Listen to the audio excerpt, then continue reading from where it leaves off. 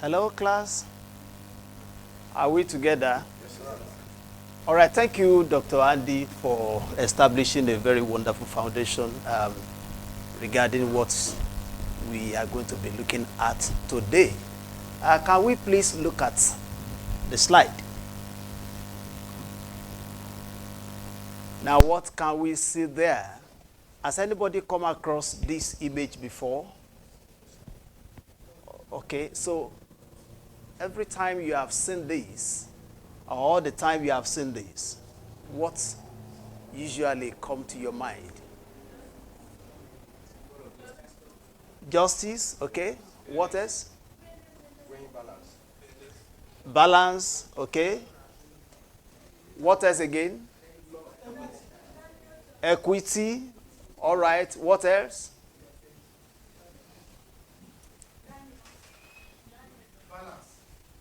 Okay. All right. So I will get to see that as we move on in the conversation.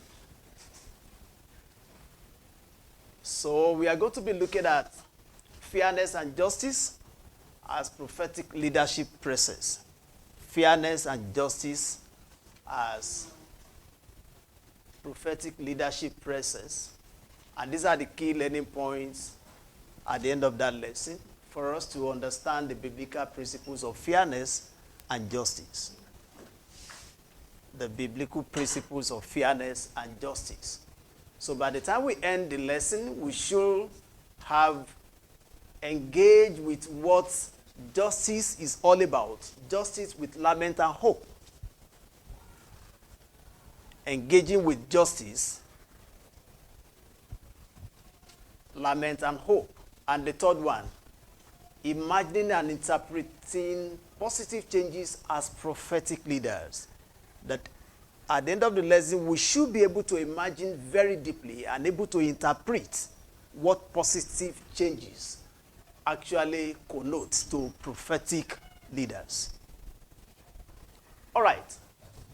Judging from the first image, we said whenever we see that kind of diagram that I just showed to us now, what readily comes to mind is justice, equity.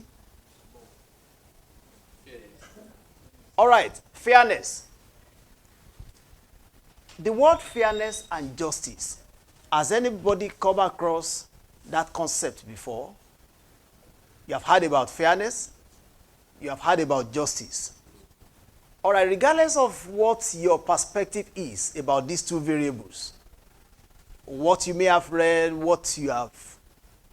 how you have applied it, and how you have lived it. Let's see how we get to see the nitty-gritty of it, what is the biblical perspective of this, and how may this be used in the marketplace. And as leaders, how do we live our life to exhibit this without necessarily uttering any words? But people can trace that, oh, this particular concept, this particular value system seems to characterize the life of this person. All right. I'd like to tell us that fairness and justice is God's standard. It is a foundation. It is critical to the heart of God. It's a foundation upon which the leadership structure of every man is expected to stand. It is like a divine mandate that God has placed upon every of his child as a leader. Now, it is foundational because Micah chapter 6 verse 8. Can somebody please help us to read very quickly? Chapter 6 verse 8. No, the Lord has told us what is good. What he requires of us is this: to do what is just, to show constant love, and to live in humble fellowship with our God. Can you see that is quite foundational? That is what God expects from us. That's the standard. That's the basis of our lives as leaders. in our different places, different areas of influence. Proverbs chapter 11 verse 1.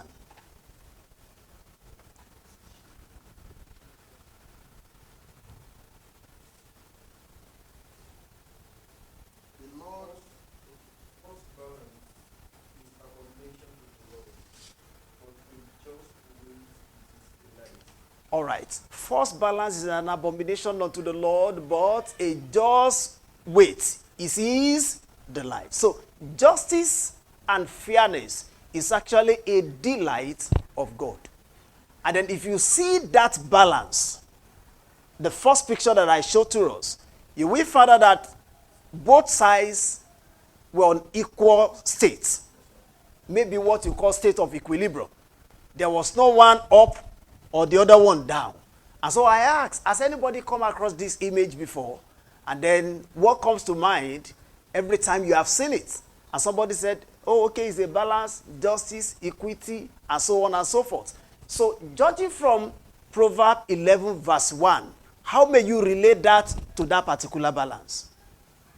Is it communicating something that is very critical to the heart of God? Do you think so?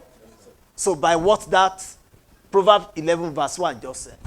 Okay, so fairness is essential for legitimacy in leadership. I hope some of us can still remember the case of Solomon and the celebrated case of two women. A particular person overslept. God knows how somebody can sleep. And then slept on her child, and the child died. I mean, it's not for us to begin to debate that, because it can be very wonderful. Now, on the other hand, the other woman has her child alive. But when they woke up, there was an argument. So they took that case to Solomon. And with God's wisdom, he decided the case very fairly. He did not say, oh, you are a liar. You are the right person. Just, okay, that's fine. I've got all the message. In order not to be fair and unfair to anybody, I think the best we can do is to cut the child into two. And the person who owned the child sufficed by her reaction. But the other person that knew that, well, after all, I knew, so anything could happen. So, and that was fairly decided. And that's at the heart of God. Now, Proverbs 29, verse 14 says, if a king judges the poor with fairness, what happened to his throne? So, that tells us that fairness and justice is very critical. It's a critical value in the mind of God. And he expects that we display that as his children. Now, according to Martin Luther King Jr., said injustice anywhere is a threat to justice everywhere. Injustice anywhere, no matter how hidden, no matter how small it may look like, what we have done in that small space, it has been translated into the bigger space as an injustice to every man that may not have come across or seen or detected that somebody did an injustice somewhere.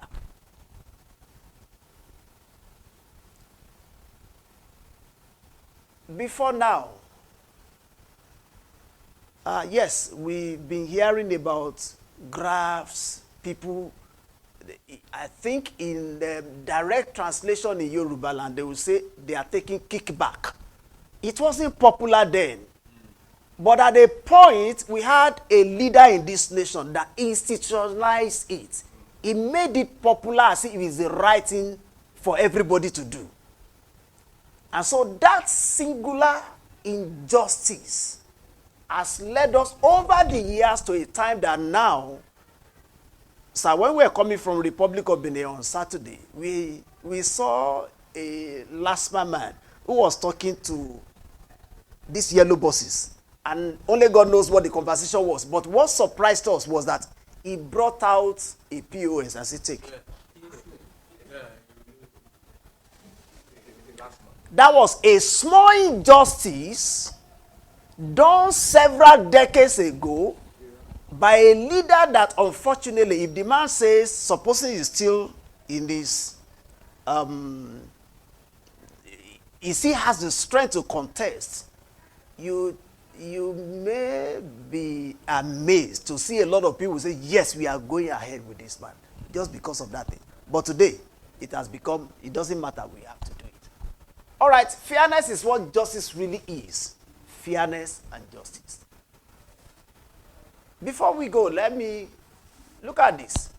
In your workplace, in your church, in your environment, what does fairness look like in practice? It's just a rhetorical question. What does fairness actually look like in justice? Biblical principles of justice and fairness. All right, you remember the case of Moses, just by the instruction of his father-in-law, that he has to get people to do the minor judgments until it becomes critical before they will bring it to him.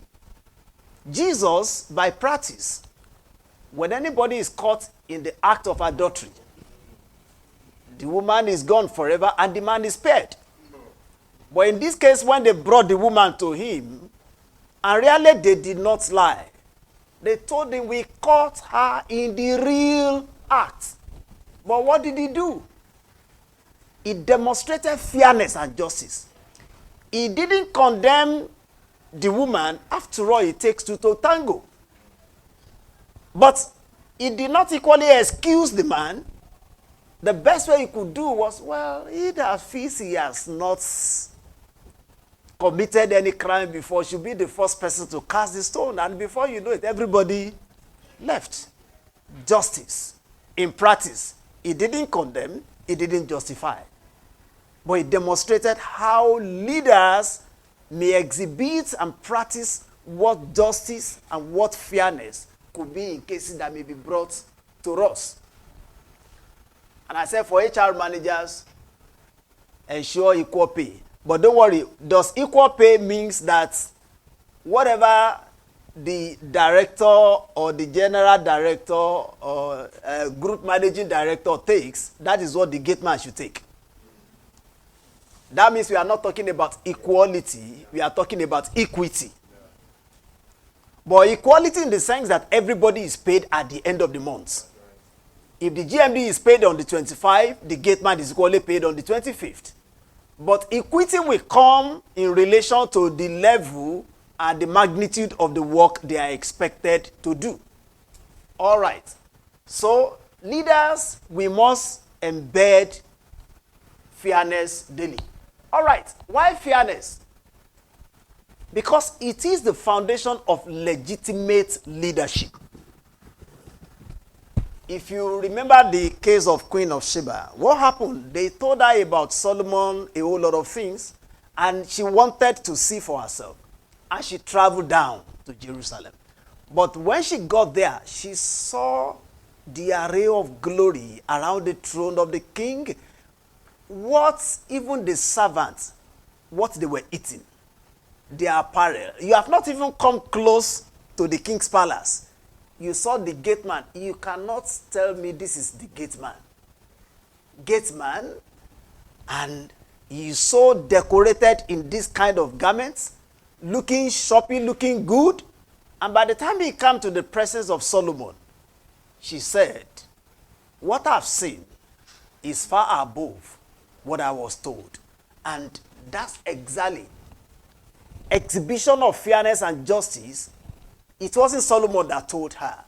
She saw that herself. She saw fair treatment. She saw compassion. She saw service. She saw goodness. She saw quality leadership. And she saw servant leadership par excellence. It isn't that the king was being fed with the best of the quality food that anybody can see in the world, and the gate man is suffering. Everybody has something to eat. Everybody has good clothes to wear. Everybody has a space in the kingdom of that man. And so she saw that justice and saw that fairness, as if God was saying, this is just an example for as many that will read about this story, so they can replicate same in their different areas of calling. All right, so when there is no fairness and justice, what happened? Trust is lost and no more authority. I hope we remember that those two variables, fairness and justice, actually helped Solomon to establish his kingdom. A lot. Okay, as you have read in Micah 6:8, the Lord instructed, act justly. What again? Love and show mercy. Then walk in humility. Those are the foundational things in the heart of God about fairness and justice. You recall, somebody told us that after Nelson Mandela was released from prison after 27 years or thereabout, he met maybe one of the military men, if I'm able to remember the story very well. The warder. Thank you, sir. Whether in a restaurant or something like that or somewhere else, and then seeing the president. Excuse me, if you were in the shoes of Nelson Mandela, and then when you were incarcerated, after your freedom, now you are the president, and you came across one of the warders or the warder that maltreated you, and then you have all the power. It is just to issue an order. In fact, you don't need to speak. It's to look at your only like this and they know what you are saying. So what will happen? If I'm not gotten this training, Yes. I've not had this training now. Yes. He's buried, even alive. But that wasn't what Mandela did by the story we had. Because the man melted at citing Nelson Mandela. But I said, no, take it easy. It's fine. And he treated him well. This is called to the heart of God. Mercy. You see, mercy, the smallest of the mercy, appears to me more weightier than the strictest justice. The smallest exhibition of mercy appears to me more weightier than strictest justice. That isn't to say that we should lower the standard and then we should compromise standard. But where there is room for mercy, just a little, then we can apply that, and that will be good. Now, do people experience fairness or justice through our leadership?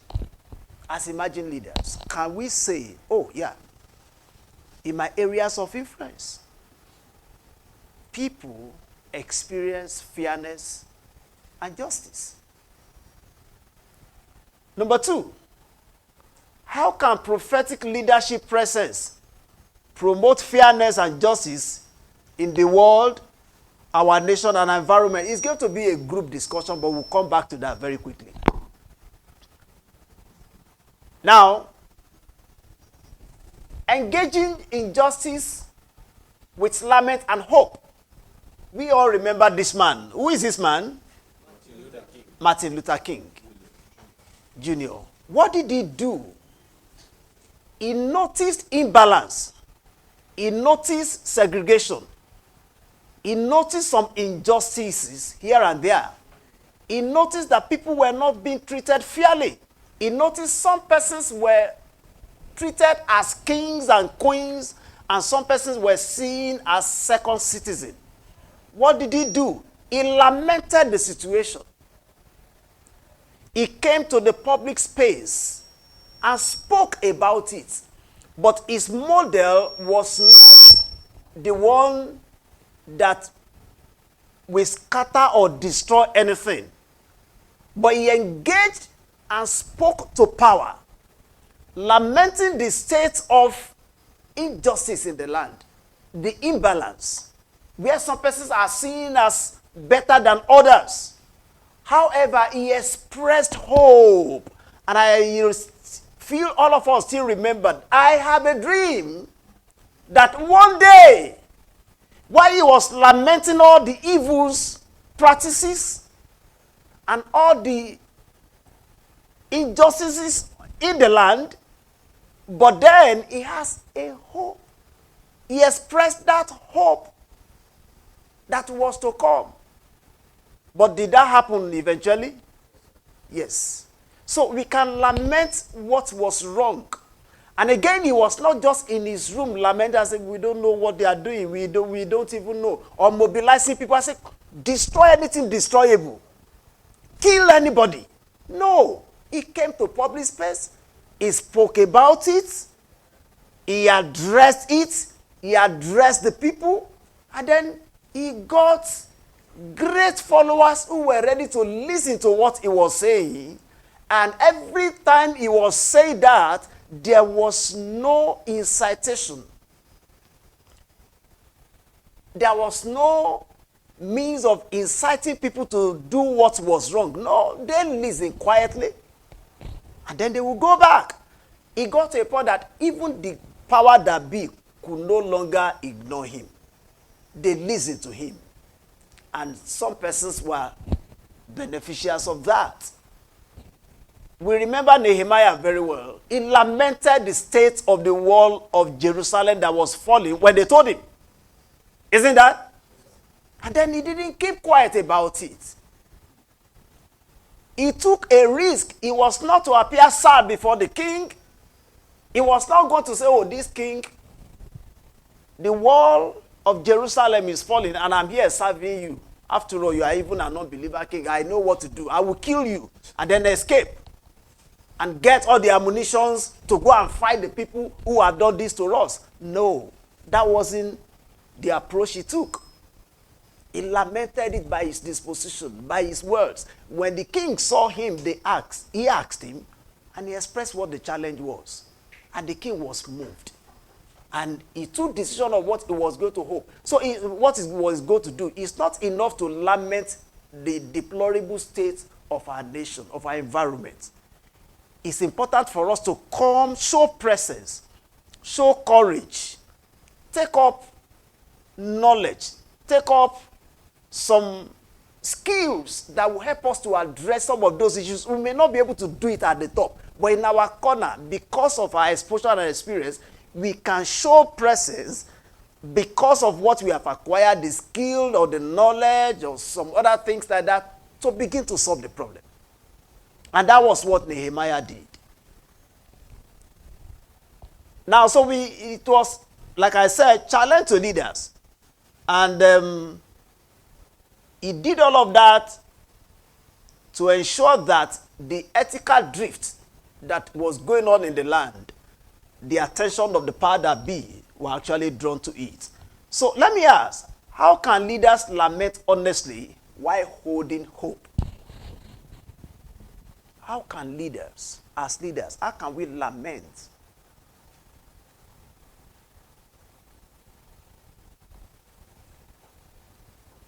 Let me say with biblical guidance and with hope in sight. Anybody want to try that?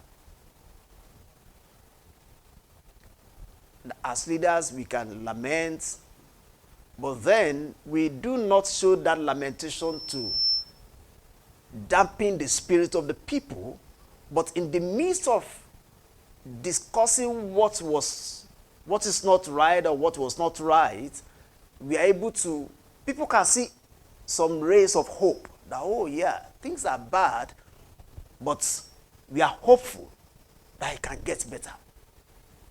How many leaders do that? Anybody want to try?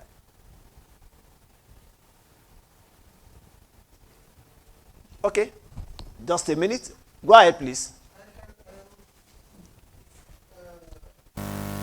Substantiate or support that stands on two grounds. One, believing that the law of diminishing returns and this law of gravity, believing that whatever has a beginning must have an end one day, and that these two principles should also anchor on God, because there's nothing God cannot do. Here we are in a Bible class. We should have our hope that if as leaders, or whatever we are facing in our leadership tussle, one day God will change things for good. Now, in the area of law of diminishing returns, when something, when you start taking in, say, water, and you are okay, at a stage you stop taking it. Then coming on the area of a law of gravity, when you throw something up, at a stage it will start coming down. So that should be our hope as leaders, that whatever we are facing in life, in our leadership process, and it seems to be a problem, one day, having overall hope on God, it will come to an end. Thank you. Thank you. Thank you. Right. Okay, please. 30 seconds. Let me just quickly say that just like you have said, we can lament, and in the midst of that lamentation express our hope with clarity. And we can do that by not overemphasizing problem. Sometimes we blow issue of problem out of proportion. We talk more, and eventually, as we are emphasizing or overemphasizing it, we'll be confusing people the more. And God is never the author of confusion. So if we are not going to overemphasize problem, it is good to identify it first of all. But once you identify it, then put work into identifying solution. And what you are to be lamenting or projecting to people is that this is our problem, but solution is here. Let us all work towards solving the problem. I think that was the life of our Lord Jesus Christ. That was the life of Apostle Paul, and that was the life of Martin Luther that you talked about. Yeah. Thank you very much. Thank you very much. You know that many a times we talk more about the problems than the hope that lies ahead as solution providers that God has made us. So it is not wrong to lament injustice, to lament unfairness, to lament evils that are happening around, but that is not enough. While we lament that, then we should equally express hope and make that more concrete than the problem that we have seen. So imagine positive change as a prophetic leaders. That's part of expressing hope. Isaiah 43:19, I think we are very familiar with that. The Lord says he will do what? Now, when we imagine, I don't know what was going on in the inside of Martin Luther King, the Jr. Because the state of things then, nobody would have thought that an African American person one day will sit in the White House. Nobody would have thought that you can have other persons whose coloration or color of skin is different from maybe the Native Americans, and that they can be leaders in a whole lot of conglomerates in that space. And we have that today. It was because somebody lamented the situation, but again he saw a solution. He saw something new that God was doing through the approach that he took then. As he was speaking, I think he was equally speaking to the mind of the people who were not being recognized that time. That don't worry. Don't think it is enough for you to go and sit down and be lamenting the situation that you see. They don't recognize us.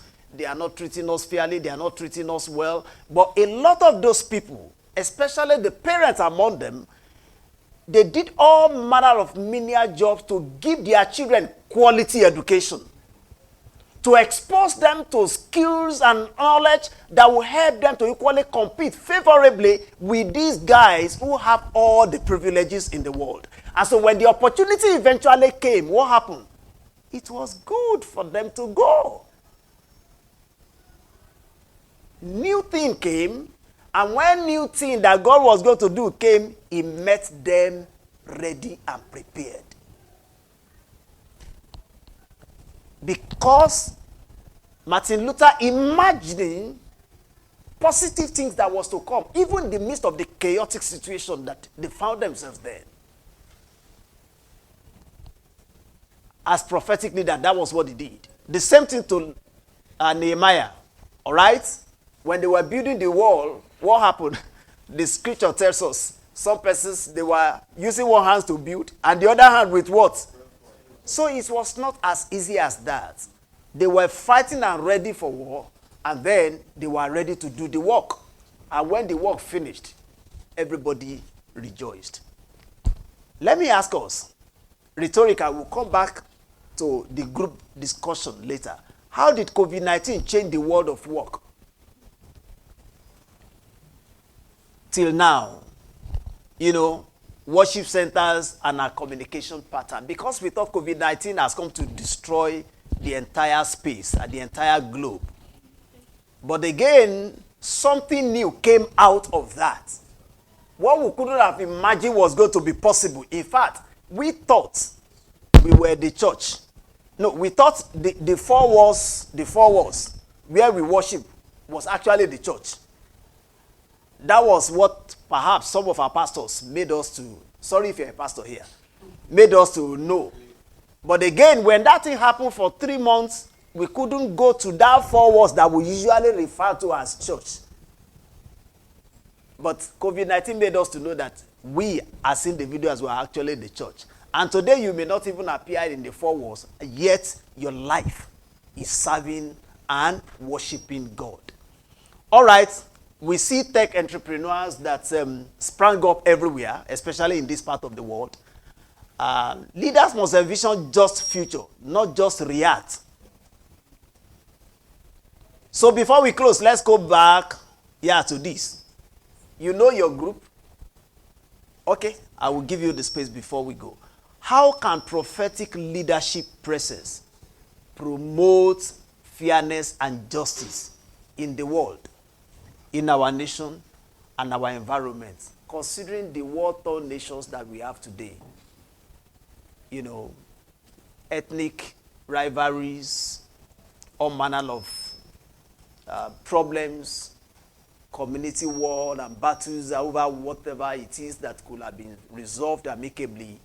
How can prophetic leadership presence promote fairness and justice in our world, in our nation, in our places of work, and all of that? So you go for your group conversation. Auntie? I just want to ask the question that what are the differences, or do we have anything like between fairness and justice? I want to ask that, what are the differences between fairness and justice? Or are they the same? Or are there differences? And okay, I want to be fair and I want to be just. At what point, because okay, fairness looks like, okay, maybe you are having mercy on somebody. Maybe I'm not so sure because I've asked a lot of differences. But at what point do you know to show mercy, but you still want to, you don't want to tamper with justice? You still want to be just, but you want to show mercy to somebody. It's more or less like the question of being compassionate and still being just. So everything together, because looking at God, you say, okay, God, you are fair, God, you are just. Like, God, you are righteous, God, you are just, God, you are everything. So I'm just trying to pick the differences between being fair, being just, being merciful, and you still want to be a just person at the same time. Yes, excellent. We'll treat that. Let's do our group conversation, discussion on that, and then we'll come back. 5 minutes. That's reflection number 2. How can prophetic leadership presence promote fairness and justice in the world?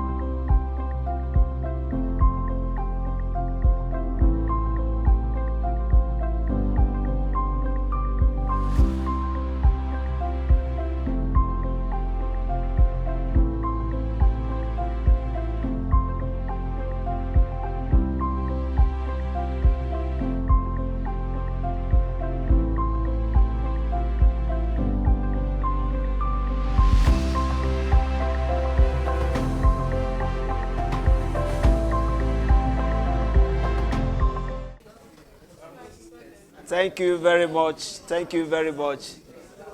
So you can decide who is going to present for just 2 minutes on your behalf. Just 2 minutes on your behalf. You can take that decision now. Somebody to present just for 2 minutes on your behalf. Okay. Thank you. Thank you. Group 1, are we ready? Group 1, are we ready? Okay, group 2. Group 3. Huh? No, but there is an existing group, isn't it? The existing group is what we are still following. Okay, maybe I should start all over again. Group 1, are you ready now? Yes, sir. Okay. So, who present on your behalf? Just 2 minutes maximum. Thank you so much, sir. Yeah.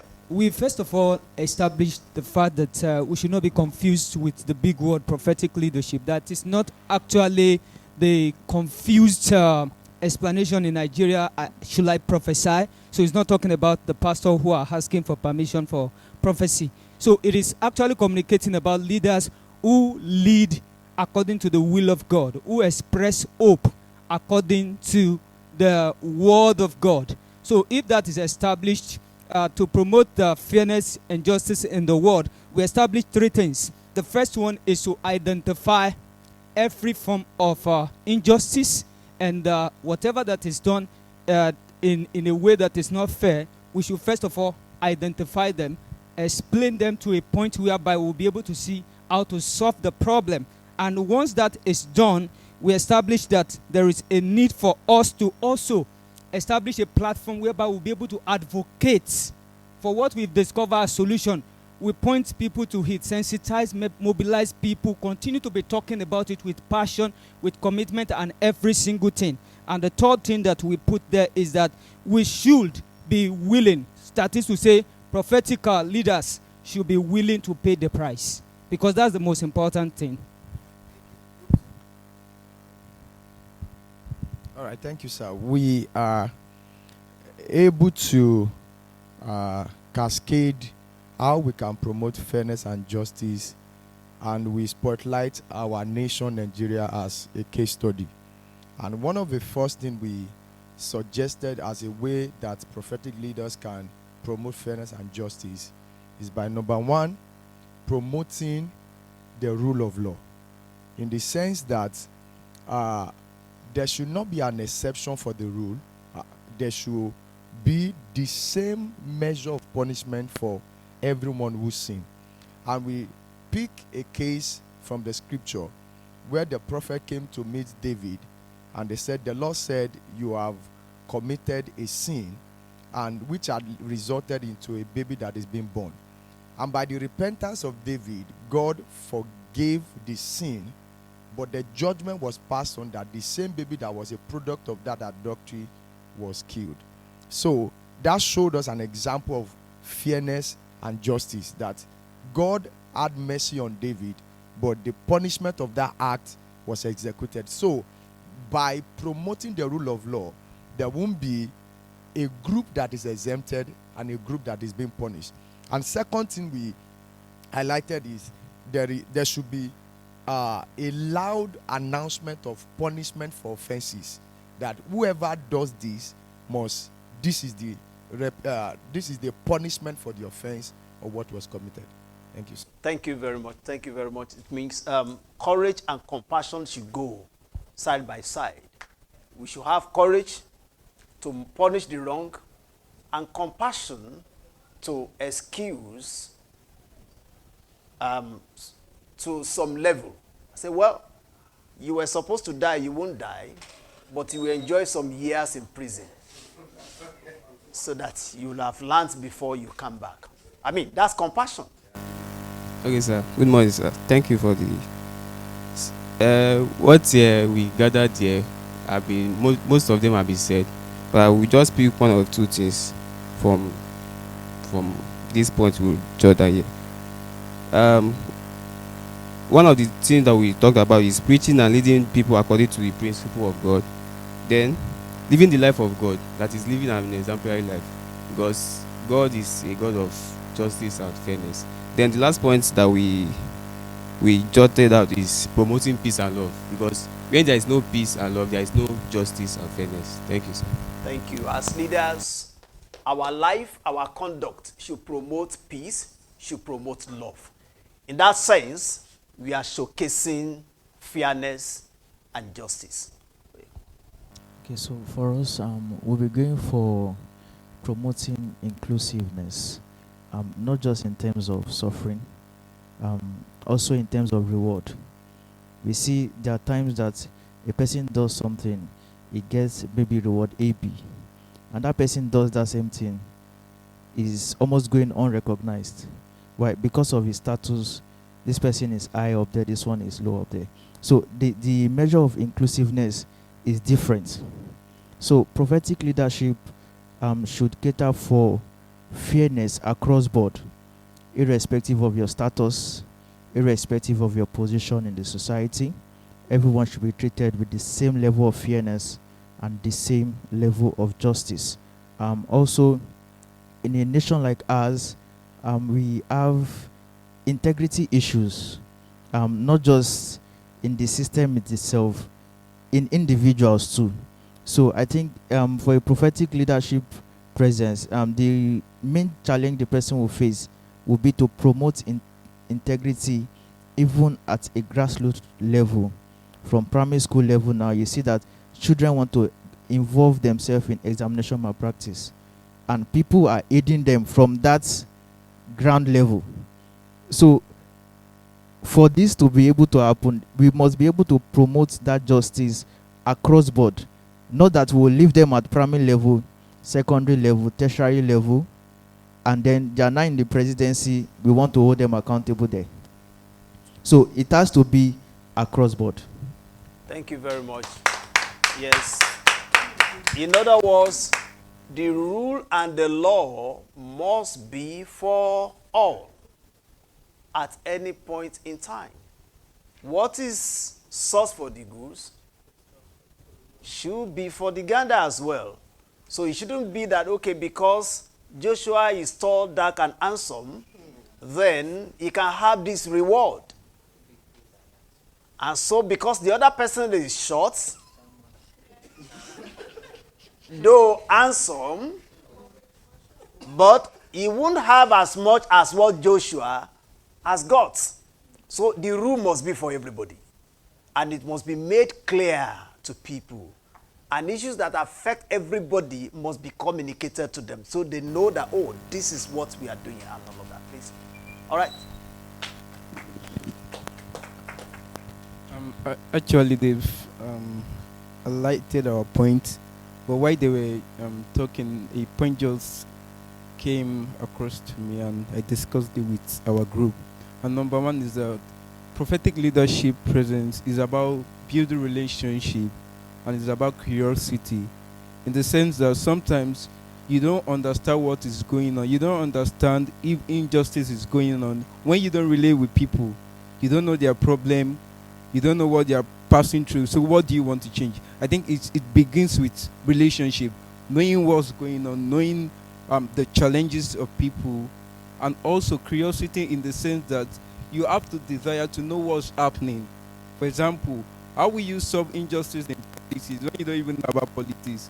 He says to you, I'm not interested. I'm not interested. How will you address injustice in the relationship, religious sector when you're not interested? I'm not interested about God, I'm not interested about pastor, none of those things. So I think it starts with relationship, then also curiosity, desire to know what's happening, desire to know if they feel something is right or even they feel something is not going well. Thank you.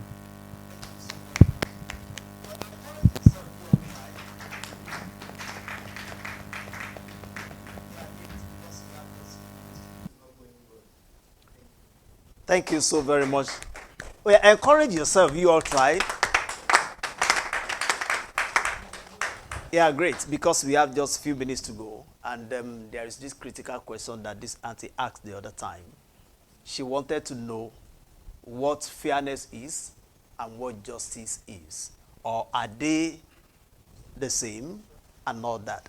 Okay, so I will say fairness is treating people impartially.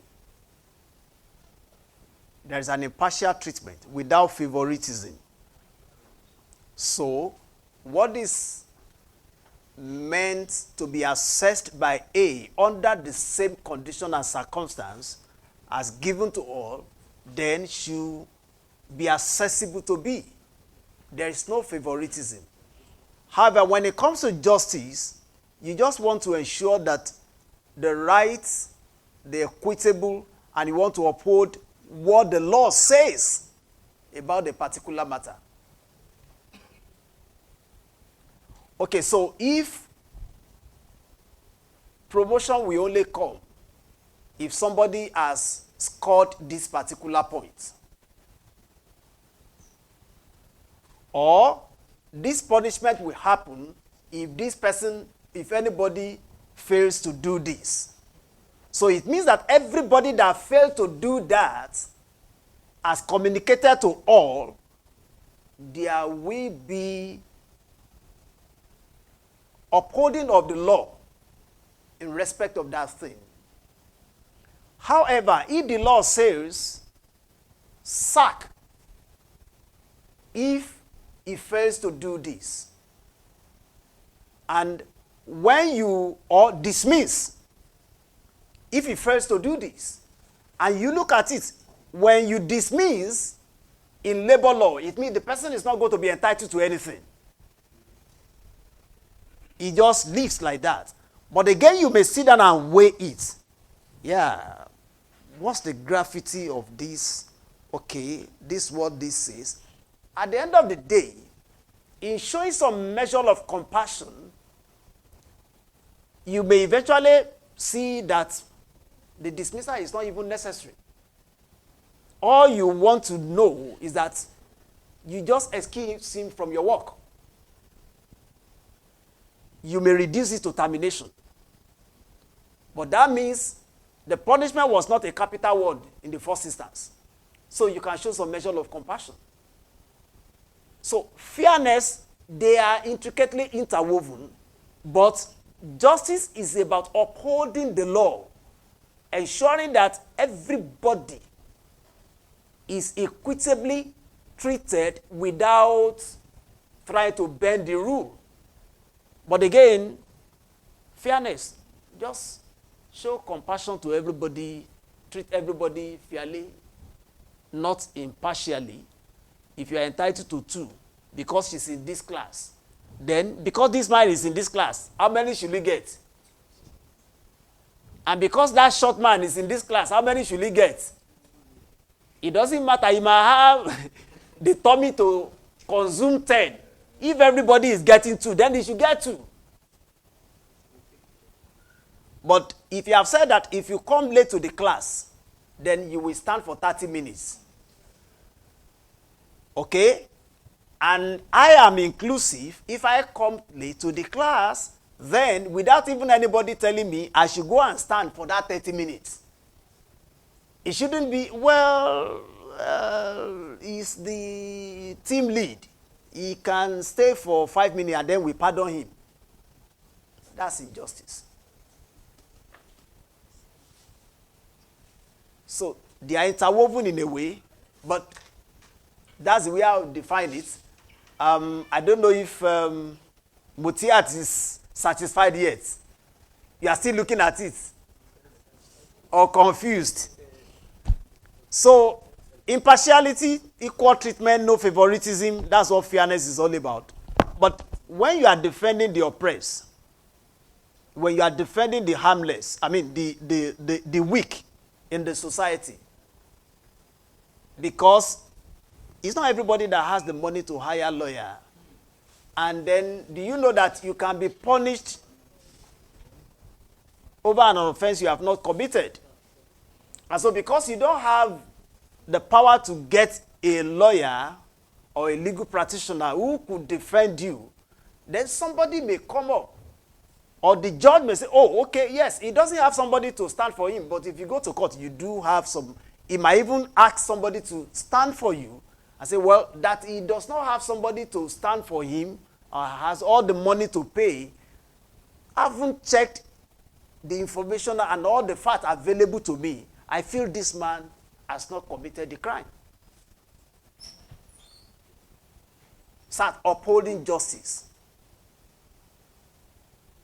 But if not, the person could be punished just because he has nobody to speak for him. Now look at it. Prophetic leaders lament justice but must point to hope. And as I conclude on this, we are very familiar with the case of Chief Obafemi Awolowo. I don't know if anybody has read any book, The Life and Death of Awo. You may pick a book, that book, and read about him. Some years back, he lamented the state of things and the level of ignorance and lack of knowledge and education that actually made the country to look the way it looked then. And because they were still practicing regional government, what it did was to ensure that, see, if you can expose people to knowledge and education, it's going to reduce this tyranny. Because then the people will know their right, they will know what to do, and nobody will just come and bamboozle them with anything. So he decided to launch a free education scheme in the Southwest. And what did he achieve with that? He didn't just lament the state of things. He didn't lament the corruption that was going on, the embezzlements at the center and all of that. He looked at his region. What can he do? Let me expose people to knowledge and education. And that's the more reason why, to some extent, in the South, you realize that people can take some certain informed decisions. It doesn't matter how big somebody is. It doesn't matter how rich somebody might be, and it just comes to you that, well, because I'm rich, this is what you should do. You look at the person. Well, I respect you, sir. I know you are influential. I know you have all this money, but you can't decide this for me. I know what to do. But elsewhere, once they tell them, go and kill 20 people, there are virgins waiting for you in heaven. They will just take to that admonition. Why? Because they refuse them education. And so they already captured their mind. Transformative power of education. That was what Awolowo did.